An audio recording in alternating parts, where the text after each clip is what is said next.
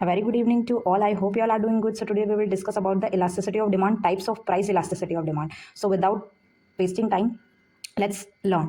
Elasticity of demand क्या होता है? इलास्टिसिटी ऑफ डिमांड हमें ये बताता है कि अगर हम किसी प्रोडक्ट का प्राइस में चेंज कर देंगे, ठीक है, तो उससे क्वांटिटी डिमांड पे क्या इफेक्ट आएगा, क्या चेंजेस आएंगे. So that is what elasticity of demand change. ये हमें ये बताता है. Elasticity of demand shows how much quantity demanded changes when there is a change in a price, income और price of related goods. Related goods मतलब substitute goods. ठीक है. अब पीईडी क्या है? Price elasticity of demand. Price elasticity of demand क्या बताता है? अगर हम कोई भी चेंज करेंगे किसमें, प्राइस में, तो कंज्यूमर उसको ज़्यादा खरीदेंगे या कम खरीदेंगे, मतलब क्या डिफरेंस आएगा, ये हमें प्राइस इलास्टिसिटी ऑफ डिमांड बताता है. ठीक है. अब there is a types of price elasticity of demand. अभी वही हम डिस्कस करेंगे. ठीक है. आता है types of price elasticity of demand में परफेक्टली इलास्टिसिटी डिमांड. अब परफेक्टली इलास्टिसिटी डिमांड क्या होता है? परफेक्टली इलास्टिसिटी डिमांड हमें ये बताता है कि अगर हम अपने गुड्स में, मान लो कोई प्रोडक्ट में थोड़ा बहुत भी चेंज करते हैं प्राइस में, तो उससे क्वांटिटी डिमांडेड पे ज़्यादा चेंज आएगा. ठीक है. कंज्यूमर क्योंकि इसमें क्या है ना, कंज्यूमर प्राइस सेंसिटिव है. ठीक है. कंज्यूमर प्राइस सेंसिटिव है और उसको उसी प्राइस पे, मतलब कंज्यूमर इसमें क्या करने की कोशिश करता है, कंज्यूमर जो कोई भी प्रोडक्ट खरीदता है उसके लिए सिर्फ वो स्पेसिफिक प्राइस देने के ही चाहता है वो दे. सो अब हम types of price elasticity of demand की बात करेंगे. इसमें पहला क्या है हमारा? Perfectly elasticity demand. Perfectly elasticity demand से हमें क्या पता चलता है कि अगर हम अपने प्राइस में थोड़ा भी चेंज करेंगे ना, तो हमें एक क्वांटिटी डिमांडेड में इन्फिनाइट चेंजेस देखने को मिलेंगे. क्यों? क्योंकि परफेक्टली इलास्टिसिटी डिमांड में जो कस्टमर है वो प्राइस सेंसिटिव है और वो किसी भी प्रोडक्ट का प्राइस, वो एक स्पेसिफिक प्राइस पे प्रोडक्ट को लेना चाहता है. ठीक है. स्पेसिफिक प्राइस ही देना चाहता है. मतलब मान लो वो अगर 60 रुपये किलो चीनी है तो वो 60 रुपये ही देना चाहेगा. और एग्जांपल, इसका सबसे बड़ा एग्जांपल है perfect competition market. Perfect competition market सब जानते हैं. परफेक्ट कंपटीशन मार्केट क्या होता है? जहाँ पे एंट्री और एग्जिट फ्री होती है. बहुत सारे आपके पास ऑप्शंस होते हैं, बहुत सारी शॉप्स होती हैं जिससे आप सामान ले सकते हैं. ठीक है.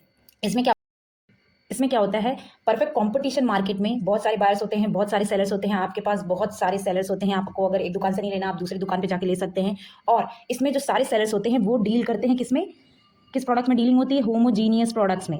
होमोजीनियस प्रोडक्ट्स मतलब बेटा आइडेंटिकल गुड्स में डीलिंग होती है. एक ही तरह के गुड्स सब लोग बेचते हैं. ठीक है. So that is perfect competition market. इसमें एंट्री एग्जिट फ्री होती है, नंबर ऑफ बायर्स और सेलर्स होते हैं. होमोजीनियस प्रोडक्ट्स में डीलिंग होती है, मतलब आइडेंटिकल प्रोडक्ट्स में डीलिंग होती है. और से मतलब कंज्यूमर जो नॉर्मल गुड्स का प्राइस होता है, सारे सेलर्स उसी प्राइस पे ही गुड्स बेचते हैं. ठीक है. कोई अपने आप से ज़्यादा प्राइस नहीं कर देगा, क्योंकि अगर वो ज़्यादा दे देगा तो कस्टमर लेगा ही नहीं, क्योंकि उसे पता है प्राइस कितना है. उसके पास तो डिफरेंट ऑप्शन है उसके पास.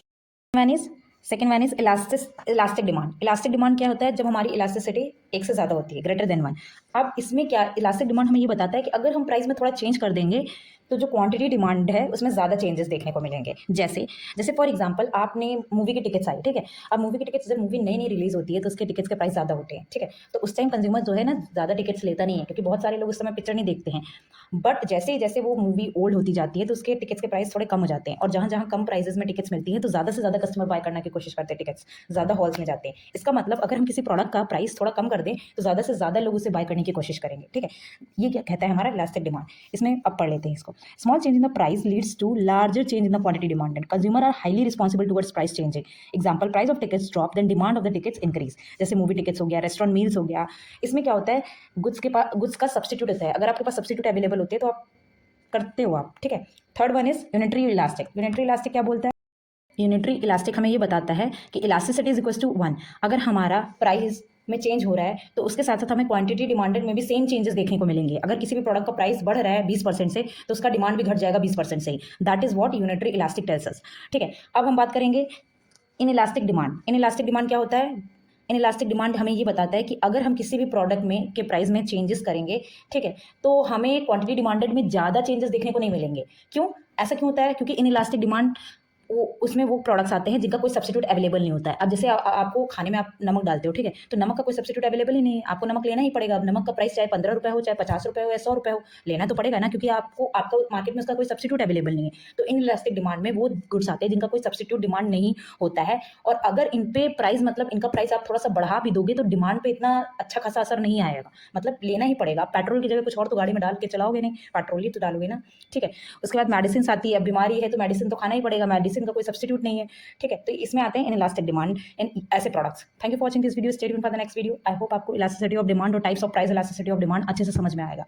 Kindly like and subscribe my channel so that you can see my next video.